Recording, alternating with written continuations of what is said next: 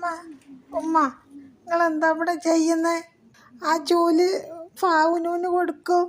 മോളെ ഇവിടെ എന്താ കിടത്തം, ആകെ ചണ്ടിങ്ങും ഒക്കെ അല്ലേ. ഫാവു ഫാവു എന്താ അമ്മ? ഞാൻ പഠിക്കാണുമ്മ. നീ ഇപ്പം പഠിക്കണ്ട, ആ ചൂല് വാങ്ങി അടിക്ക്. എനിക്കൊന്നും വയ്യ. എന്നാ വാ, കുറച്ച് വെള്ളം തിളപ്പിക്കട്ടെ. വേണ്ടമ്മ വേണ്ടമ്മ, ഞാൻ അടിച്ചോളാം.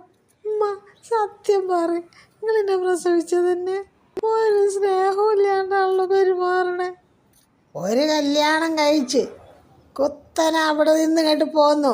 അവൻ നല്ല ഒരു കുട്ടിയായിരുന്നു. അവൻ്റെ ഉമ്മ പറഞ്ഞിട്ടുണ്ടാകും വേഗം കൊണ്ടാക്കിക്കോ, ഇനി രണ്ടാമതൊരു കല്യാണം, അതും നീ അവിടെ നിന്ന് എങ്ങോട്ട് പോരും. ഉമ്മ അവിടുന്ന് ഞാൻ വരുമൊന്നുമില്ല. അവിടെ നല്ലോണം പണിക്കാരും ആൾക്കാരും ഒക്കെ ഉണ്ട്, പണിയൊന്നും എടുക്കണ്ട.